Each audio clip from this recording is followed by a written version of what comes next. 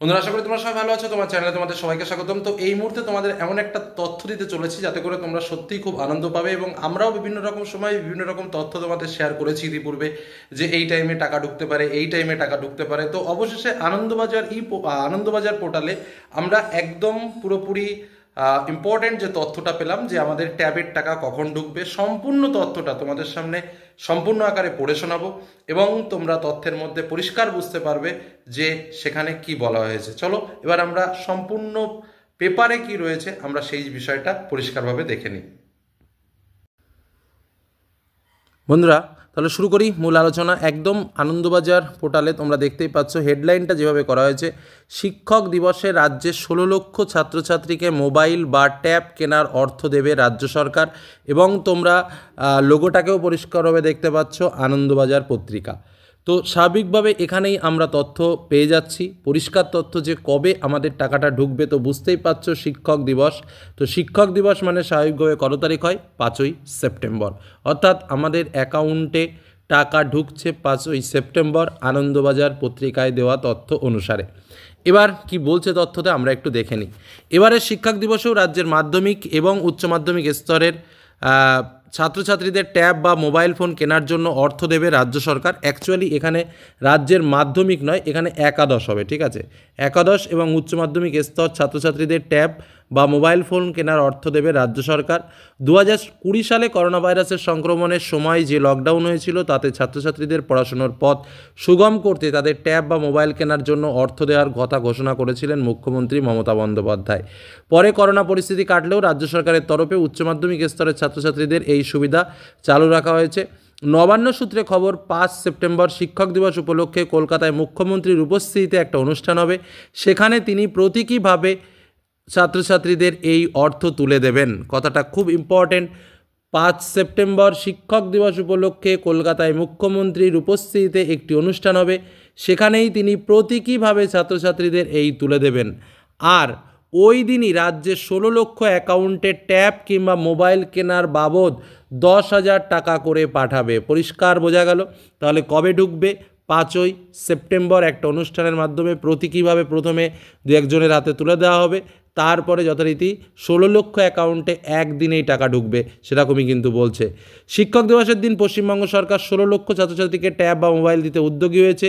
এই উদ্যোগটি মূলত 2023-24 শিক্ষাবর্ষে উচ্চ মাধ্যমিক স্তরের ছাত্রছাত্রীদের জন্য।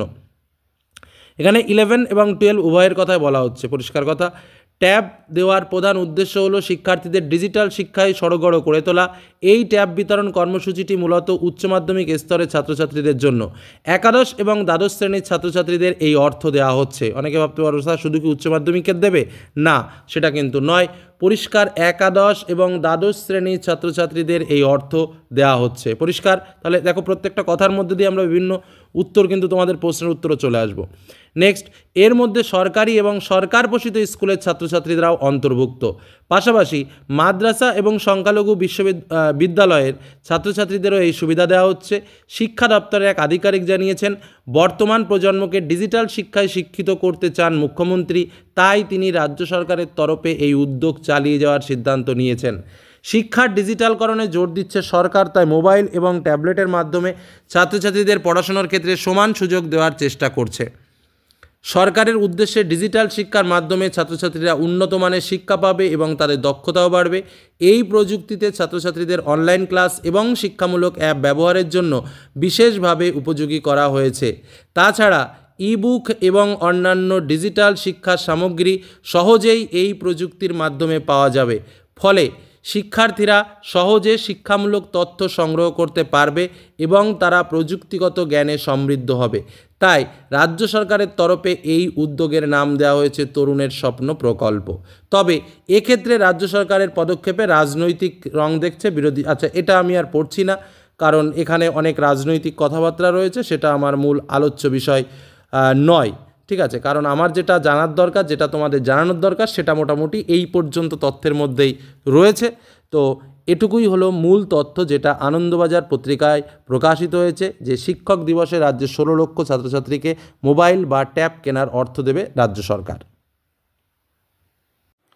তাহলে বন্ধুরা, তোমরা পরিষ্কারভাবে বুঝতে পারলে যে ট্যাবের টাকা কবে কি ঢুকতে চলেছে। তো সকলের জন্যই বেস্ট অফ লাক, শুভেচ্ছা রইল। তবে একটা কথা অবশ্যই কমেন্টে তোমরা লিখো যে কে কোন ফোন কেনার জন্য আগ্রহী আছো বা অপেক্ষায় আছো এবং ভাবছো যে আমি এই ফোনটা নেব বা আমি এই ট্যাবটা নেব, সেটা কিন্তু আমি কমেন্টে জানতে চাইছি, কারণ আমারও একটা ফোন নিতে হবে। ওকে, তো চলো আজকের মধ্যে এখানে শেষ করলাম। বেস্ট অফ লাক, আনন্দে থাকো, আর পরীক্ষা ক্লাস 11 ভালো করে দাও। তবে এর মধ্যে একটা দুঃখের কথা আছে, না বললেও নয়, তবুও একটু মনে রাখি যে প্রায় 20,000 থেকে 25,000 ছাত্রছাত্রী যারা রয়েছে ক্লাস 11 এবং 12-এ, তারা কিন্তু টাকা পাবে না, কারণ তাদের ডকুমেন্টশিয়াল অনেক ভুল রয়েছে। প্রথমে সেই সংখ্যাটা 80,000-এর কাছাকাছি ছিল, তার পরবর্তীতে সেটা কারেকশন করে সেটা ওই 20,000 থেকে 25,000-এর মধ্যে আছে। এই রকম একটা তথ্য আমাদের কাছে আছে, যে কারণে কিছু কিছু ছাত্রছাত্রী হয়তো এই টাকা থেকে বঞ্চিত হবে। তবে সেটা না দেখা পর্যন্ত কিছু বোঝা যাবে না যে কারা কারা বঞ্চিত হবে। তবে তোমাদের বলে রাখি, একদম বঞ্চিত হলে টেনশন নেওয়ার কিছু নেই। আর অ্যাকাউন্টের মোবাইলের যদি যখনই মেসেজ আসবে, তার মানে বুঝতেই পারবে যে তোমাদের অ্যাকাউন্টে ক্রেডিট হয়ে গেছে। আমাকে তোমরা কমেন্টেও জানাতে পারো বা ইমেলে জানাতে পারো, তাহলে বিষয়টা আমাদেরও একটু অবগত থাকবে যে না, ঢোকা সত্যিই শুরু হলো, যদিও তথ্য বিভিন্ন ক্ষেত্র থেকে পেয়ে যাব। তো যাই হোক, এটুকু একটু বলে রাখলাম। তবে যাদের আসবে না বা ঢুকবে না, তাদের টেনশন নেবার কিছু নেই। তবে হ্যাঁ, একটু ভোগান্তি তো হবেই, কারণ একটু ভোগান্তি না হলে হবে না, কারণ সেটা আবার স্কুলকে জানাতে হবে, স্কুল থেকে আরেকটা অফিসকে জানাতে হবে, সেই অফিস পরবর্তী স্টেপ নেবে, হয়তো কয়েকটা দিন লেট হবে। তবে যদি ডকুমেন্ট ঠিকঠাক করা যায়, সেক্ষেত্রে সকলের অ্যাকাউন্টেই টাকা ঢুকবে, সেই নিয়ে তোমাদের কোনো এক্সট্রা চিন্তা করার দরকার নেই। আশা রাখি ভালো হবে সকলের জন্য। তো এই তথ্য তোমাদের সামনে শেয়ার করলাম। ভালো লাগলে লাইক করো, বন্ধুদের সঙ্গে শেয়ার করো। যারা চ্যানেল নতুন এখনো সাবস্ক্রাইব করোনি, অবশ্যই সাবস্ক্রাইব করে রাখো, চ্যানেলের সঙ্গে থাকো। পরীক্ষা নোটস এবং বিভিন্ন রকম ইম্পর্টেন্ট তথ্য জানার জন্য কিন্তু সবসময় তোমাদের সঙ্গে আছি, সঙ্গে থাকবো। এটুকু বলে শেষ করলাম। ভালো থেকো, সুস্থ থেকো, সাবধানে থেকো। ধন্যবাদ।